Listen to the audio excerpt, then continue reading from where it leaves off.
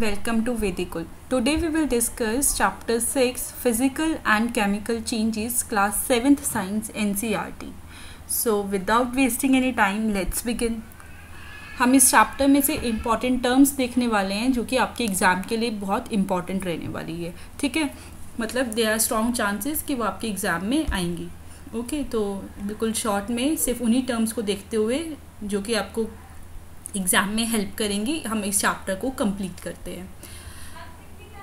सो आपने बहुत सारे चेंजेस अपने आसपास देखे हैं. अपने क्लास 6 में रिवर्सिबल और इरिवर्सिबल चेंजेस के बारे में पढ़ा था. रिवर्सिबल जो होते हैं जिसमें हम वापस उसी चीज़ में आ सकते हैं, या फिर इरिवर्सिबल जिस चेंज को हम दोबारा रिवर्स नहीं कर सकते हैं, है ना. इरिवर्सिबल मतलब कोई नया कंपोनेंट बन गया और वापस से हमारा जो रॉ कंपोनेंट था उसको हम वापस नहीं लेके आ सकते. जैसे कि हमने दूध से दही बनाई, कर्ड को सेट किया, पर कि अब कर्ड से हमें दूध मिल सकता है? नहीं मिल सकता. हम मिल्क को वापस नहीं ला सकते, तो it is a irreversible change.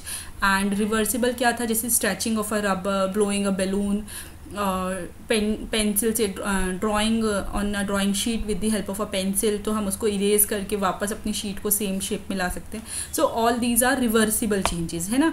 तो इन्हीं को अब हम आगे डिस्कस करेंगे as a physical and chemical change. तो आप अपने आसपास बहुत सारे चेंजेस डेली ऑब्जर्व करते हो, जैसे कि मैंने आपको बताया मिल्क को कर्ड में चेंज होना, रबर को स्ट्रेच करना, शुगर सोल्यूशन बनाना, और बहुत सारे चेंजेस हैं. ठीक है, तो हम फिजिकल चेंजेस की एक्सरसाइज देखते हैं. सबसे पहले फिजिकल चेंजेस में एक एक्टिविटी हमारी गिवन है. यहाँ पर एक पेपर है, आपने उसको स्क्वायर पीसेस में कट कर लिया है, और अगर आप उसको दोबारा अरेंज करोगे तो you can arrange it in the shape of the पहले जो पेपर था उसकी शेप में आपने उसको अरेंज कर लिया है. हाँ, हम इसको जॉइन नहीं कर सकते हैं, बट जो शेप है वो सेम आ जाएगी. ठीक है, सो इसमें कोई नया प्रोडक्ट नहीं बना. ठीक है, कोई नया प्रोडक्ट नहीं बना. नेक्स्ट एक एग्जाम्पल दिया है हमें कि चॉक पाउडर आपने इकट्ठा किया, चॉक डस्ट जिसको बोलते हैं, या फिर चॉक पाउडर जो है कि चॉक को बिल्कुल पाउडर क्रश कर दिया और उसको आप पानी में घोलो थोड़ा सा, और फिर उसको थोड़ा सनलाइट में रख दो चॉक की शेप देके, तो it will get the shape of the chalk again. वो वापस से चॉक की शेप में आ जाएगा. नेक्स्ट एग्जाम्पल हमारा क्या है? जैसे कि आपने एक आइस क्यूब है, आइस को मेल्ट किया और दोबारा से उस आइस को आप उस वाटर को अगर फ्रीज़र में रखोगे तो फिर से फ्रीज़ हो जाएगी और वही आइस दोबारा हमारी बन जाएगी. So all these are reversible changes, कि आप इन्हें रिवर्स कर पा रहे हो. All these are physical changes. ठीक है, तो आपको फिजिकल चेंज टर्म क्लियर हुई. फिजिकल चेंज है जिसमें कि जो फिजिकल प्रॉपर्टीज़ है. फिजिकल प्रॉपर्टीज़ क्या होती हैं? पहले यहाँ देखते हैं फिजिकल प्रॉपर्टीज़ क्या होती हैं. Properties such as shape, size, colour and state of a substance. State of a substance से क्या समझते हो आप लोग? Yes, state of a substance is solid, liquid, gas. कि जो हमारा सब्सटेंस है वो सॉलिड है, लिक्विड है या गैस है, कौन से फॉर्म में प्रेजेंट है. जैसे कि चॉक पाउडर है हमारा, या फिर हमने देखा आयरन है, आयरन नेल है, कर्ड है, कर्ड एंड मिल्क तो लिक्विड में आ गए, और सॉलिड्स हो गए. चॉक पाउडर हमारा सॉलिड है, सैंड सॉलिड है, क्लोथ सॉलिड है, कोई भी चीज़ें हैं वो सॉलिड, लिक्विड, गैस. आपको तीनों में डिफरेंसेस पता है. ठीक है, तो स्टेट ऑफ अ सब्सटेंस क्या होती है? स्टेट आपको पता चल गया, सॉलिड, लिक्विड, गैस. शेप्स पता है, डिफरेंट शेप्स होती हैं हर सब्सटेंस की. साइज सबका अलग होता है, डिफरेंट कलर्स होते हैं. तो इन्हीं सब की प्रॉपर्टीज़ को, इन्हीं सारी कैरेक्टरिस्टिक्स को हम बोलते हैं physical properties of a substance. ठीक है, अ change in which a substance undergoes a change in its physical property. ऐसे चेंज की वजह से जिसमें फिजिकल प्रॉपर्टीज चेंज होती है सब्सटेंस की. ठीक है, कोई भी सब्सटेंस का ऐसा चेंज है जिसमें उसकी सिर्फ फिजिकल प्रॉपर्टीज चेंज हो रही है, उसको हम बोलेंगे फिजिकल चेंज. ठीक है, now a physical change is generally reversible. Reversible change होता है जनरली, नॉट 100%. हमने पेपर कट किया था, हम दोबारा उसको पेपर नहीं बना पाए because we can not paste it in the same form. हमें ग्लू की ज़रूरत पड़ेगी, है ना, और वो फिर भी पेस्ट नहीं होगा. Okay, but it can gain the same shape and same size of the paper. ठीक है, so in such a change no new substance is formed. कोई भी नया सब्सटेंस फॉर्म नहीं होता है. ठीक है, ये इंपॉर्टेंट है. इट इज़ रिवर्सिबल और कोई न्यू सब्सटेंस फॉर्म नहीं होता है, ओनली फिजिकल प्रॉपर्टीज में चेंज आता है. ठीक है, ये 2-3 पॉइंट्स आपको क्लियर रखने हैं। आपने एग्जाम्पल देखे, चॉक पाउडर का एग्जाम्पल देखा, आइस के मेल्ट होने का एग्जाम्पल देखा, है ना, इससे आपको क्लियर हो गया। Now next is chemical change. Chemical change क्या होता है? आपने सबने रस्टिंग ऑफ आयरन बार बार सुना होगा, ये रस्टिंग ऑफ आयरन देखा भी है, पर आपको ये नहीं पता होगा कि ये रस्ट क्या होता है। ठीक है, तो आज हम इसी को देखते हैं क्या होता है। आपने पार्क के गेट्स देखे होंगे, अपने घर का गेट देखा होगा, उसके घर के गेट को हम पेंट करके रखते हैं। अगर पेंट उतरने लगता है कभी कभी, बिल्कुल ऐसे पपड़ी पपड़ी सी या ब्राउनिश कलर का सब्सटेंस नीचे गिरने लगता है, झड़ने लगते हैं, तो what was that? It was a rust. वो जंग लगा हुआ पाउडर है, वो हमारा आयरन नहीं है। इट इज़ अनदर सब्सटेंस जो कि रस्टिंग की वजह से बना है। ठीक है, कोरोड हो गया है, उसमें कोरोजन हो गया है। ठीक है, ये कुछ नए टर्म्स हैं आपके लिए। If you leave a piece of iron in the open for some time, it acquires a film of brownish substance. एक ब्राउनिश सब्सटेंस ग्रो हो जाएगा। ठीक है, this substance is called rust. इसी सब्सटेंस को हम क्या बोलते हैं? Rust. And the process is called rusting, और उस प्रोसेस को क्या बोलते हैं? रस्टिंग बोलते हैं। ठीक है, iron gates of parks or farmland, iron benches kept in lawns and gardens. Almost every article of iron kept in the open gets rusted. हर जो भी आइटम है ओपन में रखेंगे वो रस्टेड हो जाता है। रस्ट क्यों होता है? Because of the oxygen present in the air. Oxygen and moisture जो प्रेजेंट है एयर में, उसकी वजह से जो आयरन सब्सटेंसेस है हमारे, आयरन से बने हुए, लोहे से बने हुए, दे गेट रस्टेड। ठीक है, ये देखो, ये सब जंग लगे हुए पार्ट्स हैं। ये आपको दिख रहा है यहाँ पे रस्टिंग आयरन है, जो ये लाइट ब्राउनिश कलर का है। ये नेल्स पड़ी है, जो बिल्कुल बेकार फर्नीचर आप देखते हो, आप छत पे डाल देते होंगे। कुछ पार्ट्स कूलर के पार्ट्स हैं, जैसे कूलर की बॉडी है वो आयरन से बनी है।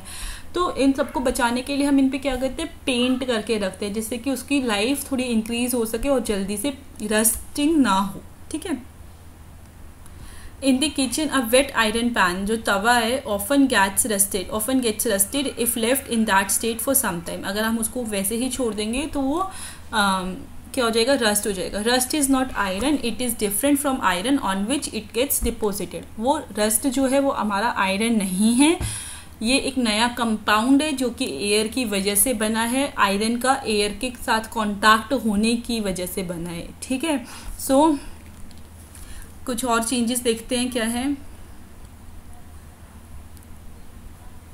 Burning of magnesium ribbon. आपने लैब में अगर मैग्नीशियम रिबन को बर्न किया हो, सो यू विल ऑब्जर्व कि वो पाउडर फॉर्म में चेंज हो जाएगा और थोड़ी सी स्मोक आएगी, थोड़ा सा स्मेल आएगा।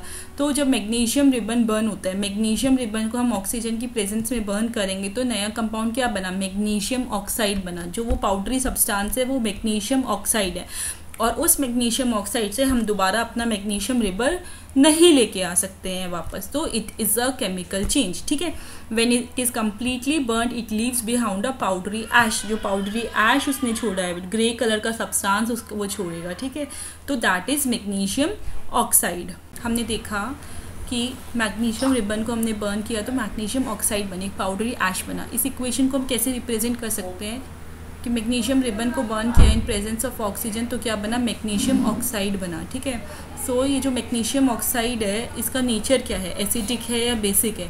हम क्या करेंगे? इस पाउडर को वाटर में मिक्स करेंगे। ठीक है, और उसके बाद चेक करेंगे। तो लिटमस पेपर्स के बारे में आपको पता है कि हमारे पास रेड कलर का लिटमस पेपर होता है, एक ब्लू कलर का लिटमस पेपर होता है। तो हम दोनों ही लिटमस को डिप करके देखेंगे। अगर रेड लिटमस ब्लू में कन्वर्ट हुआ सो इट इज़ एसिडिक। अगर ब्लू टू रेड अगर होगा तो एसिडिक होगा, और रेड टू ब्लू अगर कन्वर्ट हुआ तो बेसिक होगा। तो what will you observe? You will see that कि ये मैग्नीशियम हाइड्रोक्साइड क्या है? हमारा बेस है और इज़ अ बेसिक सब्सटेंस। तो बेस क्या करेगा? रेड टू ब्लू में कन्वर्ट करेगा। ठीक है, so on dissolving the ash in water it forms a new substance. This change can be written in the form of the following equation. जब हमने उसको वाटर में मिक्स किया तो उसने क्या बनाया? मैग्नीशियम ऑक्साइड को वाटर में मिक्स किया आपने तो मैग्नीशियम हाइड्रोक्साइड बना। ठीक है, और जो हमारा मैग्नीशियम हाइड्रोक्साइड है ये एक बेस है। ठीक है, magnesium oxide is a new substance formed on burning of magnesium, और मैग्नीशियम हाइड्रोक्साइड भी हमारा एक न्यू सब्सटेंस है जो कि कब बना? वाटर के साथ बनाने पे मिला। तो मैग्नीशियम हाइड्रोक्साइड क्या है हमारा? It is basic in nature and it will turn red to blue litmus. Okay, now next example is कि आपने ये कॉपर सल्फेट सोल्यूशन लिया बीकर में और इसके अंदर एक ब्लेड डाल दिया, तो थोड़ी देर बाद आप क्या ऑब्जर्व करोगे कि ये जो ब्लू कलर का सोल्यूशन था ये ग्रीन में कन्वर्ट हो जाएगा और इस ब्लेड पे एक ब्राउन कोटिंग आ जाएगी, ठीक है। तो इसमें क्या हुआ, it is a displacement reaction. आप इसको हायर क्लासेस में देखोगे कि डिस्प्लेसमेंट रिएक्शन क्या होती है। कॉपर हमारा लेस रिएक्टिव है और जो आयरन नेल है वो ज़्यादा रिएक्टिव है, तो क्या हो जाएगा, आयरन सल्फेट का सोल्यूशन बन गया। ये जो ग्रीन कलर का है ये आयरन सल्फेट का सोल्यूशन है और ये जो हमारी आयरन की ब्लेड है ये ऑक्सीडाइज हो जाएगी, रस्ट हो जाएगी, ठीक है। और इस इक्वेशन को हम कैसे लिख सकते हैं, the brown deposit on the iron nail is copper और अनदर न्यू सब्सटेंस। जो कॉपर है वो एक नया सब्सटेंस बन गया फिर से, और इसको हमने कैसे लिखा, कॉपर सल्फेट सोल्यूशन जो था वो ब्लू कलर का था, आयरन के साथ रिएक्ट करेगा तो क्या बनाएगा, आयरन सल्फेट सोल्यूशन। इसने ये वाला सल्फेट यहाँ से डिस्प्लेस कर दिया और ये आयरन के साथ मैच हो जाएगा सल्फेट, ठीक है। और कॉपर जो है वो ब्राउन डिपॉजिट के फॉर्म में अलग से आ गया। Now third example of a chemical change is कि आपने एक स्पून फुल ऑफ विनेगर लिया टेस्ट ट्यूब के अंदर। विनेगर आप घर पे भी यूज़ करते हो, आपने सुना होगा एक काला सिरका और एक सफ़ेद सिरका, मतलब जनरली इस लैंग्वेज में आपने सुना होगा। तो वो जो वाइट वाला सोल्यूशन होता है बॉटल्स में मिलता है मार्केट में, it is none another than vinegar, वो हमारा विनेगर होता है। और इसको आपने बेकिंग सोडा के साथ थोड़ा सा बेकिंग सोडा इसके अंदर ऐड करोगे तो एक हिसिंग साउंड आपको आएगी। वो आपने विनेगर देखा है, विनेगर को बेकिंग सोडा के साथ जब हम मिलाएंगे, दोनों ही चीज़ें आपके घर में अवेलेबल होती है, या फिर आप जब दही में इनो डालते हो तो एक हिसिंग साउंड आती है। वो हिसिंग साउंड किस चीज़ की है, वो कार्बन डाइऑक्साइड है हमारी। इसकी प्रेजेंस हम कैसे चेक करेंगे, तो यहाँ पे भी क्या हुआ, एक नया कंपाउंड बना, नया प्रोडक्ट बना कि जब विनेगर बेकिंग सोडा के साथ रिएक्ट हुआ तो क्या बना, हमारा कार्बन डाइऑक्साइड प्रोड्यूस हुआ। लेट्स सी, यहाँ डायग्राम के थ्रू बड़े अच्छे से दिया हुआ है। विनेगर प्लस बेकिंग सोडा इस टेस्ट ट्यूब में है, ठीक है। हमने क्या मिक्स किया है, विनेगर एंड बेकिंग सोडा, और इसको एक ट्यूब से कनेक्ट किया है। इस ट्यूब के अंदर हमने कार्बन डाइऑक्साइड इकट्ठे किए है। जब ये लाइम वाटर है इसके अंदर और विनेगर और बेकिंग सोडा जब रिएक्ट करेंगे तो कार्बन डाइऑक्साइड गैस प्रोड्यूस करेंगे। तो हमें कैसे पता चलेगा कि कार्बन डाइऑक्साइड गैस प्रोड्यूस हुई है, क्योंकि लाइम वाटर के अंदर बबल्स आ जाएंगे, ठीक है। तो these bubbles will represent the formation of carbon dioxide gas. So carbon dioxide gas को जब हम लाइम वाटर के साथ रिएक्ट करेंगे तो क्या बनेगा, कैल्शियम कार्बोनेट बनेगा एंड वाटर बनेगा। तो इस टेस्ट ट्यूब में क्या बनेगा, calcium carbonate and water. Again new compounds are formed, है ना। आप देखोगे कि सभी में रिएक्शंस हो रही हैं और कोई ना कोई नया कंपाउंड बन रहा है, तो इनको हम केमिकल चेंज बोलते हैं। And every chemical change presents a chemical reaction, okay. Now when carbon dioxide gas is passed through lime water, calcium carbonate is formed which makes lime water milky। जो ये lime water था ये milky convert हो गया, इसका colour change हो गया। हमने देखा था कि फिजिकल प्रॉपर्टीज़ में शेप कलर साइज सेम रहता है, पर केमिकल प्रॉपर्टीज़ में क्या होता है, शेप कलर साइज वगैरह सब चेंज हो जाता है, ठीक है। Now a change in which one or more new substances are formed is called a chemical change। जिसके अंदर एक या फिर एक से ज़्यादा नए केमिकल सब्सटेंसेस बनते हैं, नए सब्सटेंस फॉर्म होते हैं, उसको हम केमिकल चेंज बोलते हैं। और ये जो केमिकल चेंजेस हैं इन्हीं को हम केमिकल रिएक्शंस भी बोलते हैं, ओके। तो हमारी बॉडी में बहुत सारे केमिकल रिएक्शंस डेली होते हैं, जैसे कि डाइजेशन ऑफ फूड, आप खाना खाते हो, या फिर आप अपने डेली लाइफ में ऑब्जर्व करते हो राइपनिंग ऑफ फ्रूट्स राइप हो रहे हैं, फर्मेंटेशन ऑफ ग्रेप्स है। तो ये सब किस वजह से हो रहा है, केमिकल चेंजेस की वजह से हो रहा है। और सिर्फ न्यू प्रोडक्ट्स के अलावा और भी पॉइंट्स है जिससे हमें पता लगता है कि केमिकल चेंज हुआ। अभी तक तो हमने देखा कि एक नया प्रोडक्ट बना, पर हमने साथ साथ में और भी चीज़ें देखी कि कोई कहीं पे गैस इवॉल्व हो रही है या साउंड प्रोड्यूस हो रही है। हमने बताया कि हिसिंग साउंड है।